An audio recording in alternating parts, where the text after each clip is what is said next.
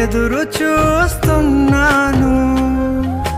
నీవే ఏదైనా చేయాలంటూ నీ కార్యాలకే ఎదురు చూస్తున్నాను.